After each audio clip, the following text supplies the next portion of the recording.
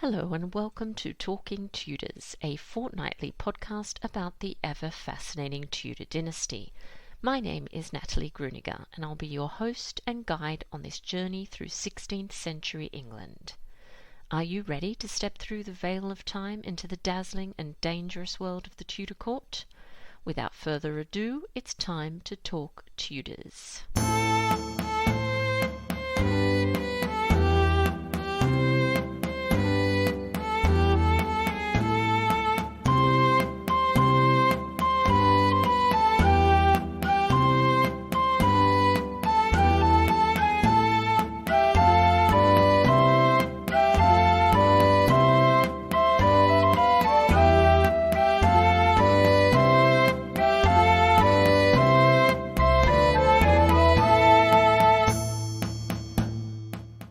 Everyone, welcome to Talking Tudors, episode 170 and the third installment of All Things 16th Century Women. I'm your host, Natalie Grueninger. Thank you so much for joining me today.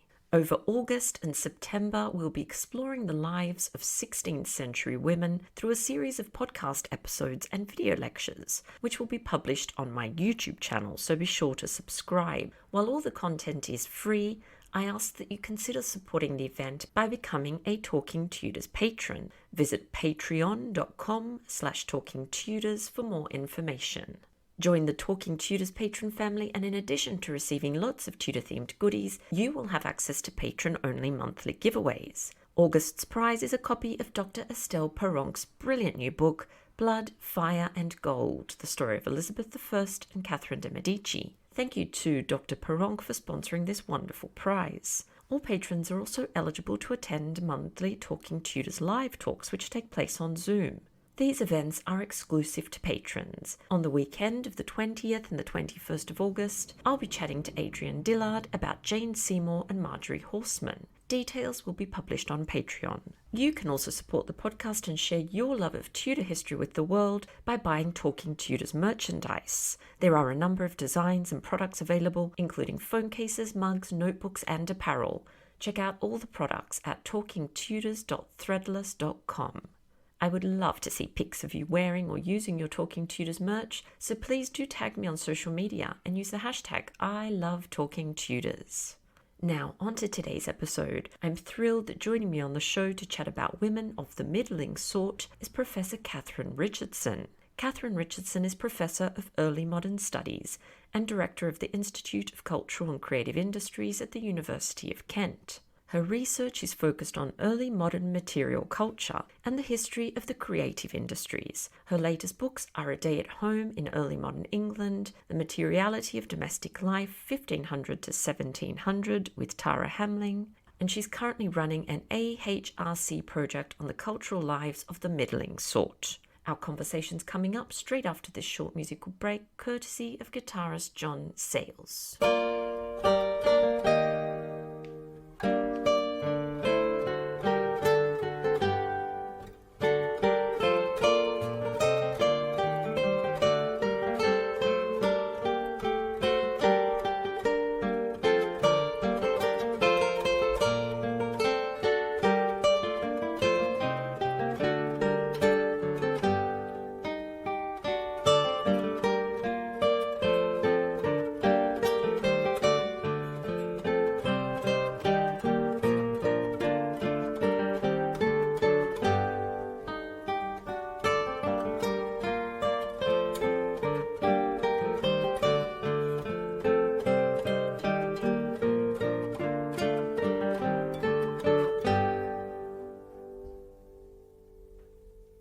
Welcome to Talking Tudors, Catherine. How are you? Thank you. Yeah, fine. Fabulous. And I should say welcome to All Things 16th Century Women, because this is a special that I'm running at the moment. So it's lovely to have you here. So let's begin with just an introduction. Maybe just tell us a little bit about yourself and your background. Yeah, okay. Well, I'm Professor of Early Modern Studies at the University of Kent, and also Director of the Institute of Cultural and Creative Industries there. And actually, those two things seem to come together a bit in this project. And I'm PI on the Middling Culture project, so Principal Investigator on a project looking at the middling thought in early modern England. Been at the University of Kent for a long time, and before that, I was at the University of Birmingham at the Shakespeare Institute. So lots of that's relevant to this as well. That focus on the relationship between what was happening on and off stage in women's lives. Brilliant. Thank you. And so you mentioned there the Middling Culture Project. So can you tell us just a little bit more about this and maybe about its aims as well? Yeah, sure. So I think this comes out of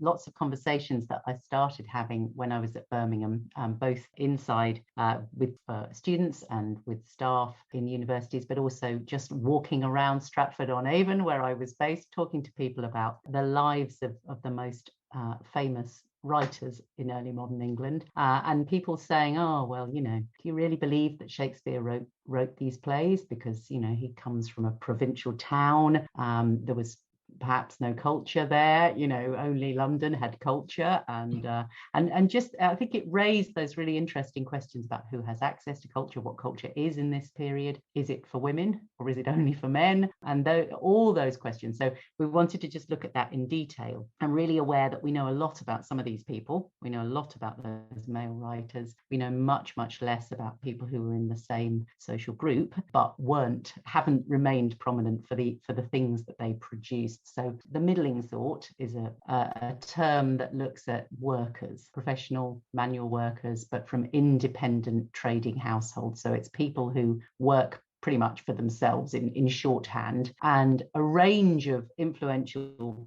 professional people, such as the writers, such as the clerics, who were often also writers, physicians, tradesmen, lawyers, but also a really big group of urban administrators, so mayors, common councillors, aldermen, all those people that made towns run. So that's who the middling sort are, and we only know about a tiny percentage of them. And we wanted to know what these people were doing. We wanted to know what they were producing, what they were consuming, and what they were buying, their stuff, but also what they were consuming in terms of leisure, of the kind of cultural products like going to the theatre, watching plays, etc. We wanted to know whether that was the same across the country.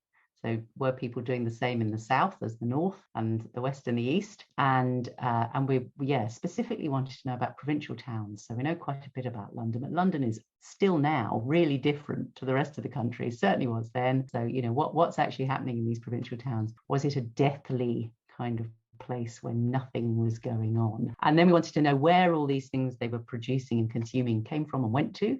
Is this an international network with international connections, or is it really local? And we wanted to know where culture was happening. Is it in houses, streets, pubs, churches? Obviously, it's in all of them, but how are those related to each other? And what does that tell us about these incredible people who went on later to sort of develop into the middle classes? But at this point, there was a really interesting relationship between them. They didn't think of themselves as a group. I think they were often in competition with one another. And then we wanted to know about social mobility and creativity. So how does being creative, how does having cultural and creative outputs help your social mobility? And what does that tell us about now and the kind of cultural competencies that we are inviting our young people at schools and at universities to develop? And why does it matter? So lots of questions we had, and a lot of that was about writing and reading, and about this period when I think the creative industries, as we think of them nowadays, all that wonderful creative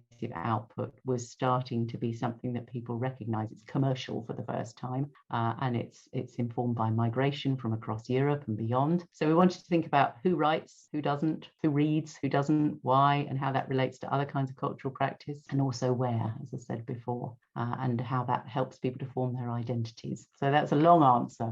No, that's a fantastic answer. It sounds like such a fascinating project. I spend a lot of time looking at the nobility and royalty of the 16th century. So, sometimes it feels like other people are just, they don't even exist in the story. It's just like the subject. So it's so lovely to see that you're delving deeper into their lives. And I find it absolutely fascinating. So if we're talking about women of this middling sort. Who are these women? What do they do, and what are their lives like? Yeah, so I think what we were very keen to do was to study households and not individuals, because the moment you start to study individuals, you're back to Shakespeare, Marlowe, the mayor, whoever it might be, and then there are no women.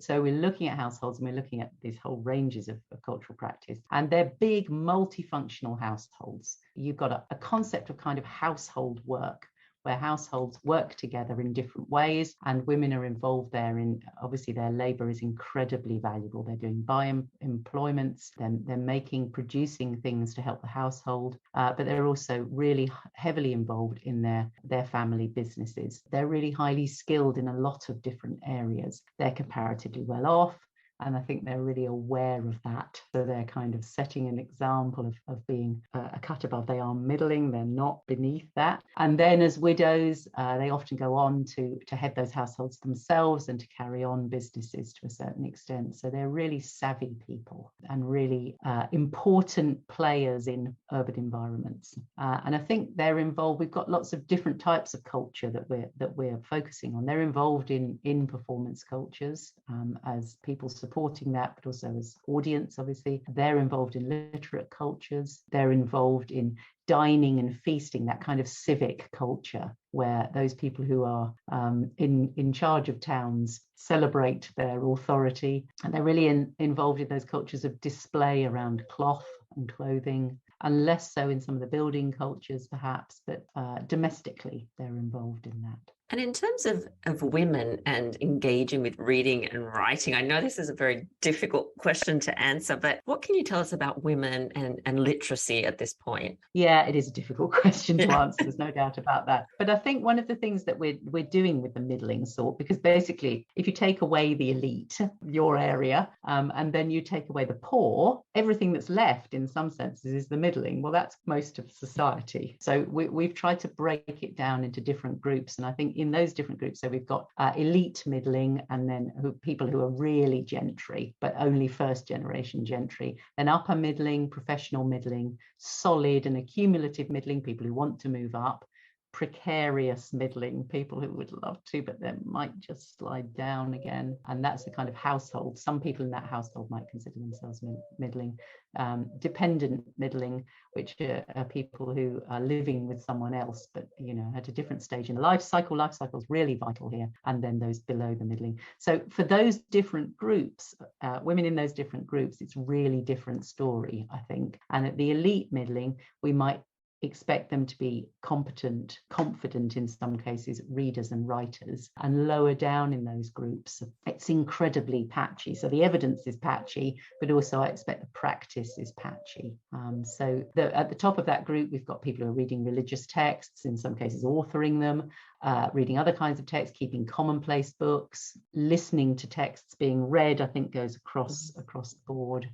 Knowing them off by heart obviously is really vital in this period, and hearing them in those domestic and ecclesiastical contexts. And then lower down, we've got a kind of awareness of textual culture and narrative culture. So one of the things that we've discovered about these houses is that they're very highly decorated with narrative schemes. So we've got lots of writing, actually textual writing around the walls, in painting, in cloth, and also in carving and in plasterwork. But we've also got stories told visually, and those are often obviously biblical stories or classical stories. So that kind of awareness of story, which are also being embroidered into domestic items by women. So they know these stories, and they might know them textually, they might know them visually, but they're really aware of a shared culture that is at its heart textual, but that's not always how they experience it, which is really fascinating, I think. And we've got people who are buying tablewares, so jugs with text around them. Now they recognize that text, they know what it says, they use it, and in the use it takes on its life. That doesn't mean they necessarily think of themselves as readers. So it's that really porous, much more complicated sense of what it means to be literate than the one we're familiar with. Yeah, that is fascinating. I have seen some of those lovely plates or trenchers that have sayings on them. They're beautiful, absolutely beautiful. So can you tell us a little bit more about some of the other cultural forms that women were engaging with at this time? Yeah, so we're looking a bit at domestic music making. I think that's very important. We're looking at women who are part of that practice of creating domestic harmony. So that, you know, it's really important that these households are seen as harmonious, are seen as productive, and are seen as cultured. And women, it seems, had an important role to play in domestic music making, and as other scholars have shown, you know, they're often playing harmonious sounding instruments. And so I think, again, at the upper levels in the middling, that's a really important way in which they can be actually performing, as opposed to being part of an audience. Although, again, I think those lines are much more blurred than we often think. They're obviously involved in attending the travelling entertainment of multiple kinds, as the READ project, Records of Early English Drama, has shown, that are coming to these provincial towns, and they're getting a wonderful range of entertainment, of which plays are a small percentage. So they're involved in that. And then I think, another key part is this civic culture. As the wives of civic officials, they have a really important role to play in feasting at key moments, and in reflecting their family's authority in the town. And I think they would have seen that as very important. Cultures of the parish church, obviously there again, where you've got seating that is in social status order. As usual, we find out about women's lives often when it all goes very wrong, and there are arguments about those status definitions. But that's really important, I think, to be seen as part of that worship, that culture of worship, and how that intersects with their social standing, and as alms givers, as carers for the poor, as producers of clothing for the poor, and other kinds of provision. So always with the middling, I think we see events such as the provision for the poor, and we've got the husbands who are involved in administering the poor rate, going around getting money off fellow parishioners. But then we've got women who are making garments alongside men who are making garments. So at different levels in the middling, we've got people involved in the same process. And some of them are men, some of them are women. And I think historiographically, we've tended to only look at the male roles because they're the ones that are writing out the documents, but we can see these women in those places. So I think they're involved in one way or another, more or less actively, more or less as producers or consumers, in most of the cultural forms that we're looking at. But it's within the household and the church, perhaps, that they're most visible. Yeah, that's fascinating. And I was just thinking about the entertainments that you mentioned coming to town. So were they consumers of those entertainments, or were they actually involved in preparations and the actual entertainment itself? I think mainly as consumers, although some of these, the work of one of the other wonderful members on the project, Callan Davis, has shown that some of the places where players are playing, for instance, are commercial establishments where women's role in running them is really, really important. So, you know, it's this peripheral work. And I think scholarship recently has moved to understand that if you want to put on a show, that's many, many more people involved in just who's standing on the stage. And we know that from our experience of putting on shows nowadays. And it's crazy, really, that we've looked at writers and actors in a kind of vacuum. And lots of scholarship has been looking at where women show up when you look more broadly at that commercial entertainment world. But I think that because they are so embedded in the civic cultures of the places where they live, and the commercial cultures, they've got important roles to play, and we see that coming through in lots of different kinds of documents. That's wonderful. And you were talking about the actual houses themselves that people are living in. So can you tell us a little bit more about these houses, maybe what some of them looked like, and what kind of furniture and other things did they have in there? And why do you think it's so important to study those domestic spaces? Where to start? So I think these spaces are crucial. They're crucial for the middling sort generally, and they're crucial if we want to understand women's lived experience. So if you've got the middling sort, you know, as I said, these are working households. So these are people who are both working and living in their houses for a start. So a lot's happening in these middling houses. They're often in the centre of towns. So we've looked at various different towns. Most recently just been looking at Chester, which has got these wonderful row houses where you've got the different levels of commercial activity going on and domestic activity. And what we've seen is across the board, this mixture. You can't say this is domestic, this is commercial. So everything's going on together, and we've got rooms that are multi-use. So unlike the elite, where you've got a room to do X and a room to do Y, you've usually got several different things, as is the case behind me, going on at the same time, sometimes at different times of the day. So they're really crucial in that sense, that you might be storing the stock for your shop in the room where you're sleeping, or in the room where you're doing other things, and it's really hard to see any kind of barriers, really. But they're also crucial because they're increasingly becoming leisure spaces. So we're seeing a room which is often called, though sometimes called something else, and it changes across the period, but a room called a parlour, which is really highly decorated. And women are really involved in that decoration, that process of decoration, producing the textiles, which is such an important part of it. And I think curating some of these spaces, if you want to put it that way. And then those spaces, again, you're inviting your peers in.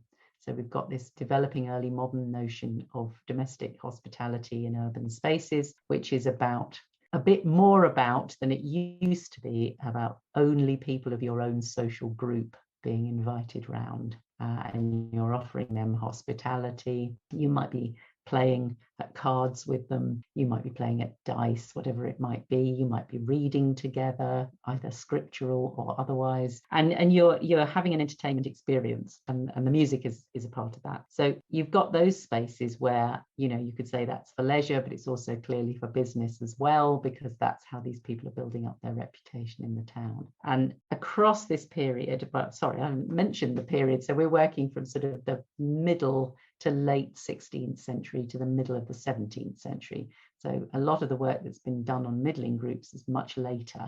We wanted to know where that came from. So across that period, you've got many, many more objects coming into these houses. People are buying things in much larger numbers, particularly this group. They're producing the things and they're purchasing the things. So, you know, they're a real kind of engine of the economy, and they're buying things in multiple sets. They're buying clever kitchen gadgets, you know, rather than having 2 or 3 pans, they're now everything has many more types of thing you can buy. It's a process that's really familiar to us nowadays, yes. I think. And they're really going for this in a big way. And it's women's role to look after those things and to make sure that you've got the right things to make your household work. And that's not only a practical matter, that's also a kind of aesthetic matter. It needs to look right.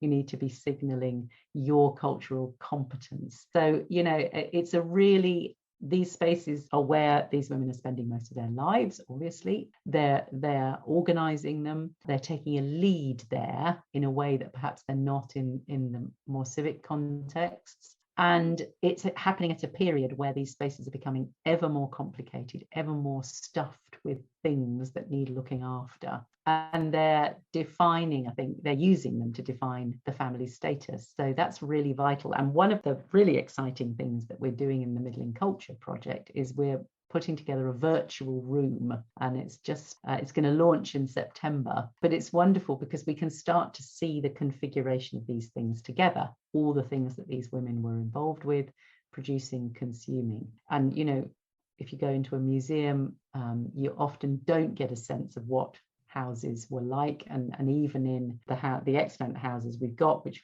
at this level in the social scale are not that many of these objects are missing. So there's not very many textiles left, and you don't get a sense of the relationship between tiny things like seals for documents, like books, and the bigger pieces of furniture. So we wanted to put together a virtual room so you could experience that sense of what it felt like to use these spaces, and you could actually enter into them and get a sense of how different middling people would have used them. So we've got some avatars. You can be the woman of the house, you can be the householder, you can be an apprentice, etc., and just get that experience of how these spaces worked and how they felt for women, and how they may have responded to some of these objects, because there is actually a surprising amount of evidence for women's attitudes towards these things, as well as what those things were. So that's really exciting, and it's not finished yet, but what I've seen of it looks absolutely amazing. And it's just a different way of us getting to grips with how houses were important to women really in this period. Yes, I did read about the virtual room. I thought that sounded absolutely amazing. I cannot wait to check that out when it's up and running. And is there going to be an actual physical room as well that you can visit somewhere? So it's based on a room at the Wealden Downland Museum, which is a fantastic museum of vernacular housing. And I don't know whether people know this. It should definitely be better known. It's just outside Chichester in the most beautiful setting. And what they've done is, where vernacular buildings were going to be knocked down, where people are building roundabouts or shopping centres or whatever it might be, they have disassembled them and then reassembled them in this huge open air setting. And they've got a sort of a part of well, it's like a sort of urban centre, if you like, at one part of the site, and then there's also the rural buildings as well. And one of the houses is a house from Reigate, and it had this new extension built in the 17th century, really sort of swanky new build on the back of the property, which is quite a common pattern. So again, was right in the centre of the town. But at the moment, the way in which it works in the museum, it's not possible for visitors to see this space. There are access issues. It's very complicated. So it's based on that. It has some amazing wall paintings. And so it's a way of being able to visit that space without visiting it, but there will be a way of visiting it on the site as well. So really, encouraging people to go and experience it in lots of different ways. And actually, I think that the Wealden Downland Museum is one of the very best places to get that sense of what it felt like to be living in these spaces and to be going about the business of all the things that women did in these houses during the day, because you can just sit in these rooms, you can sit in the buildings and just get a sense of time passing there, in a way that often with historic properties you're being sort of pushed to go into the next room, and there's it's really it's possible to get a much clearer sense, I think, of the changing pattern of the day there. So you can do that both virtually and physically. Yeah, that sounds wonderful. I have never visited, actually, and I need to add that to my list and go. It sounds incredible. So in terms of skills that women had in this period, so what would they have seen as the essential skills that every woman needed? Yeah, so I think many of those are domestic. Certainly they relate to this kind of proliferation of different types of goods that we were talking about, and and reflect a kind of growing sense of the complexity of what it means to run a household. So cooking skills and sort of, if you like, fancy cooking skills, things that are way beyond my capabilities. And they're not always doing them on their own. So again, very big multifunctional households with servants characterize these groups. So they might be organizing the work of servants. They're also determining what's done. So the production of daily food, but also of preserving food, really crucial through winter months in different ways, which are now available, and doing so from often urban gardens, being able to have access to things to preserve, really, and then knowing what to do with them, because if you get it wrong, you have no food in the winter, or you have a much narrower range of food. So that's really vital. Household preparation and embellishment, as we've said a bit about, and I think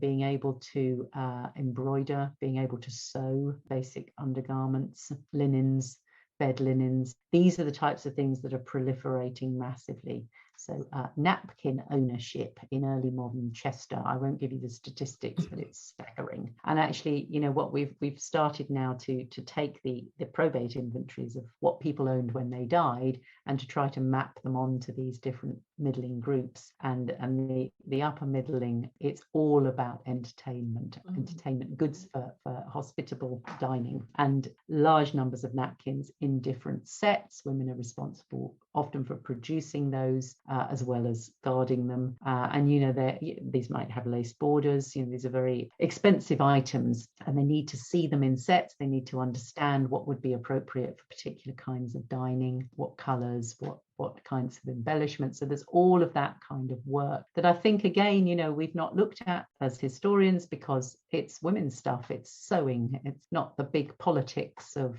the world, but actually it makes a crucial difference to these whole communities, and it's the material culture that facilitates the political culture of urban experience. So really important roles there, but also business acumen. I mean, they need to know how to buy and sell.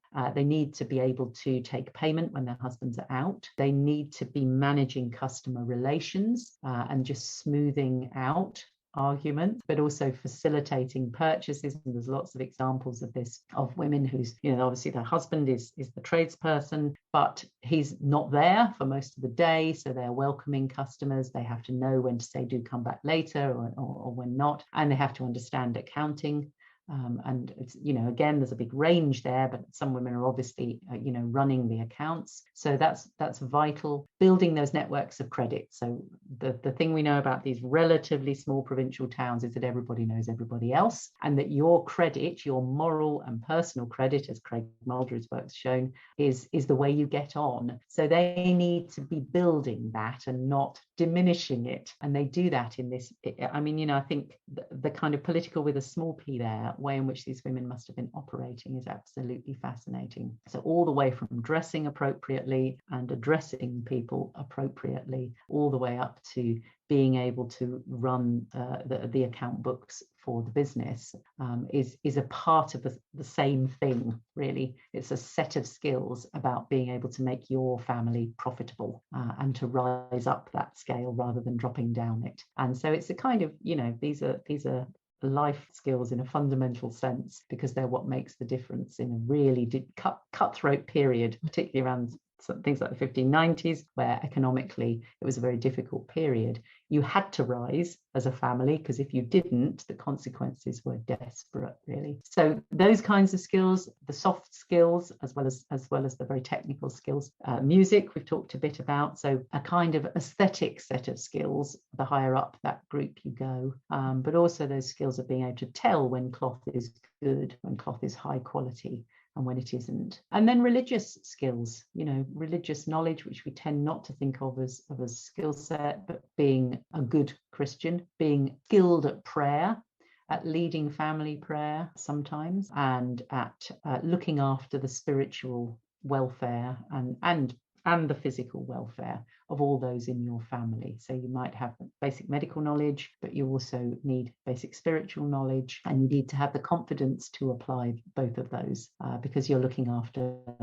your children, but you're also looking after your servants and apprentices and others that are coming into your house seasonally. So you've got actually a big group to look after, and it's your job to care for them in every way and to be a caregiver, spiritually and physically. So that's a vast array of skills, some of which are textually based, some of which are technical, and others of which are very much part and parcel of what women have always done, I suppose. But I think there's quite a self-consciousness about it. So there's a lot of manuals in this period, which people who've looked at almost any subject in the period will recognise, the equivalent of a massive sort of self-help group of publications. But these huge domestic manuals that tell you how to run a household and a family, because it's not thought to be obvious. So I think perhaps this was a period where some of these skills were much more formally thought about and formally taught and passed on than they were in intervening periods.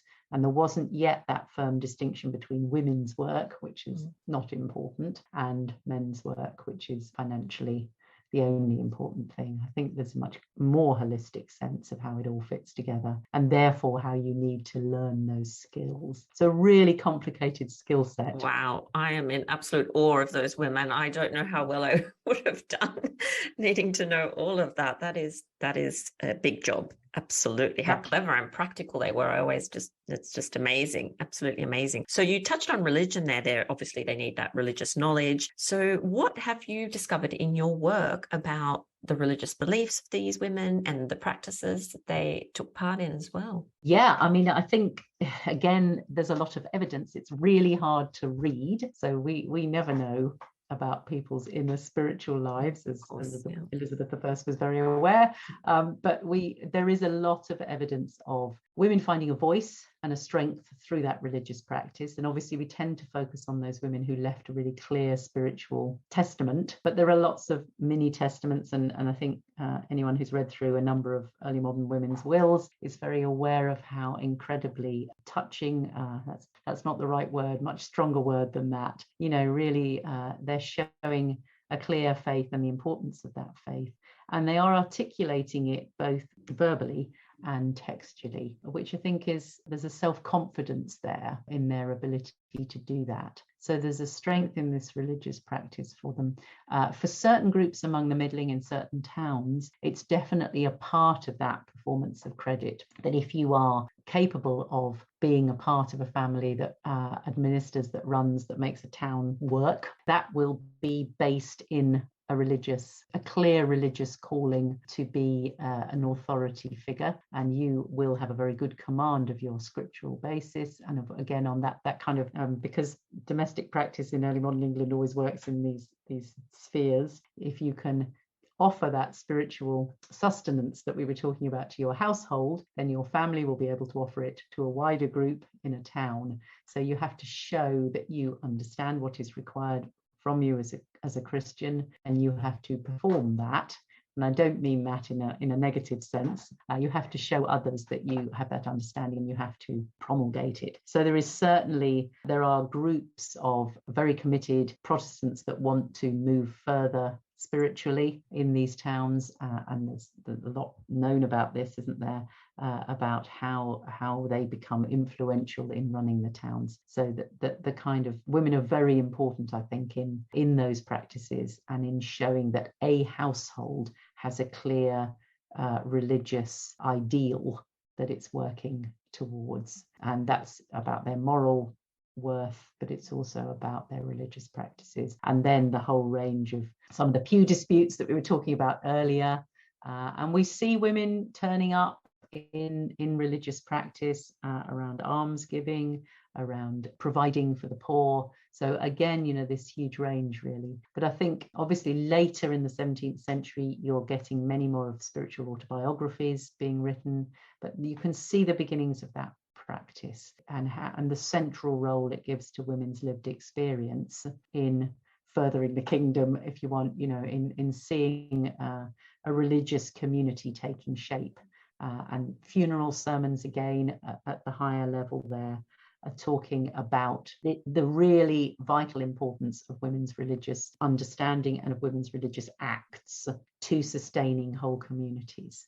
So it is, it's a way in which they're reaching prominence in a national print market, but also in their communities for being known and seen to be living out their faith as a series of charitable acts along the lines recommended, ticking off, again, not in a negative sense, all their spiritual acts of mercy as they go about their daily business. So certainly the evidence that we're seeing is that for a significant group of these women, their religious beliefs and practices are absolutely vital. They're vital to them, but they're also vital to the household and to their sense of how the community works. So earlier you were talking about obviously the difficulties with researching individual women in this period, and hence why you've looked at households. But did you come across any interesting information about any individual women that you might be able to tell us about? Oh, so many. Yes, and wonderful. And, as is always the case for researching below the level of the elite, we're just looking at these little snapshots and trying to piece together several tiny pieces of information about people. But nevertheless, you really get a flavour. And one of the other electronic outputs of the project is a status calculator, which is a bit of, well, it started off as a bit of fun in lockdown when we didn't have access to archives for a very long period of time. But actually, it's increasingly become a way of us thinking through these different groups within the middling. So you can go onto the website and you can run either yourself imagined as a 16th, 17th century person through the calculator, or a historical personage that you've been working on or reading about or finding out about, to see how they come out. And it weighs their different cultural practices against one another. And at the end of it, you get, you are elite middling, let's say. But you also get some case study people. So I was just going to say a little bit about one of the people that you could come out of the status calculator as, that you're similar to these people, because we wanted to make it particular, not just make it this generic sense of where people are in the middling, because that's not how the middling works. They're all different. And to give some sense of what those people's lives might have been like. So one of the people you could come out as if you were elite middling is Thomasine Harrison, a very wealthy widow of George, who was an alderman in Bristol. And in her will, she gives £210, massive amount of money, huge amount, level, to the mayor and commonalty of Bristol, to be divided amongst cities, parishes for poor relief. And in the indentures made after her death, for each church, she has a charitable disposition, they say, about her. So again, picking up on this kind of persona, this civic persona that women have, which again, we don't tend to think about. She is known by everybody for her charitable disposition, and buried in the church in a tomb alongside her husband, so in a prominent position. She lives comfortably, gives money to her friends in her will and to her family, in addition to those charitable bequests. And then she gives 40 black frieze gowns and handkerchiefs so that 40 poor women can attend her funeral to commemorate that generosity. That's a lot of poor women and an enormous amount of cloth. And again, you get that mixture between personal piety and show, civic show. And she's central to that civic world, in other words. So that's one of the women. So again, we would mainly be looking at her husband because he was an alderman, but we can tell that story about her and then look at them as a family unit. And then I just give you one other example, which is much nearer the bottom, I think. It's very hard to tell because there's only this one piece of evidence, but probably precarious middling. It's a really long case from the 1630s about Richard Fletcher, who's a glover in Chester, and he is a servant to an important man with civic roles. So again, he's middle of the middling, but he's also got his own servants. And in court, he confesses to stealing all sorts of things from his employer, including wood, which he puts down his breeches. Don't know how that works, and leather, and also wool. So he steals lots and lots of things. But what he does with the wool, which is the main thing he steals, is to deliver it to his wife, who's called Ellen. And she sells it all over the town to the wives of all the craftspeople she knows. So she has this huge network of people, they're candle makers, etc., etc. And she sells this wool in little parcels so that it largely disappears. And she's keeping the family going and hopefully expanding their economic enterprises. It doesn't go well because she ends up in court. But, there again, you see this little vignette of how those connections that these women make and those networks have a significant impact on their family finances, but also on the way in which Chester operates in this shady world of secondhand wool. Well, she sounds fascinating, doesn't she? I'd love to know more about her. So I know a lot of the people that listen to my podcast are interested in researching women themselves. So can you tell us anything about the sources, perhaps, that you used to reconstruct the lives of these ordinary women? Yeah, so a lot of it is based on probate documents. So that's the wills and the inventories of the objects that people owned. And then what we try to do is to make links, to make the record linkage, so that where we've got a tiny example like that, we would then go and spend some time looking for other types of documents in which these people might appear or their families might appear, and try to put them together. And it's piecemeal, it's painstaking, but it's vital, because otherwise all we can say is, well, we know nothing, and that's no good. It's not good enough. We can do better than that. And the other big type of evidence for us is court cases. And again, as you saw there, we're looking at when it goes wrong, when people have found out. But that's where you start to glimpse, I think, otherwise invisible practices, networks, connections, friendships. And then for women, we're also reading against the grain of some of these documents. If we're looking at church wardens' accounts, let's say, we're not looking at the church wardens, we're looking to see who's paid to do things.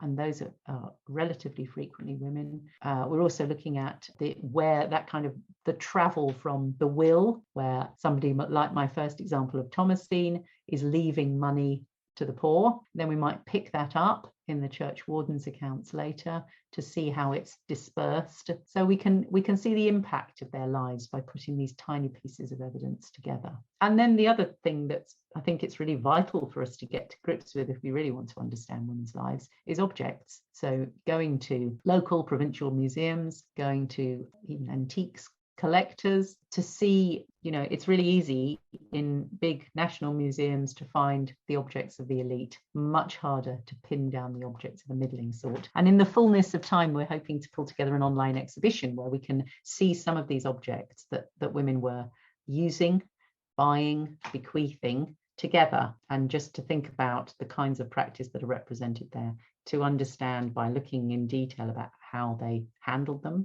what they used them for, how long it might have taken, how difficult it was, how much these things cost, and just to really understand domestic practice in particular through understanding these objects on which it depended. So there's a few really good groups of evidence, I think, that we can put together there. Yeah, that's fascinating. And I totally agree with you about the objects. I think we can make such a powerful emotional connection with objects and relate to people that, as you say, would otherwise be invisible if we don't look for these little pieces of evidence. So I am sure that everyone listening is, eager to find out more about the project and the work you do. So where can they go to find out more? The best place to go, I think, is middlingculture.com, which is the project website, and they can try out the status calculator. And soon there will be the opportunity to link to the virtual room and to the exhibition from there. And that also will connect out to our key project partners, the Wealdon Downland Museum and the Shakespeare Birthplace Trust. But also we have other project partners in the Folger and the Portable Antiquities Scheme, which is really vital for understanding the smaller items that were owned by these groups and also their geographical dispersal. And then be in touch.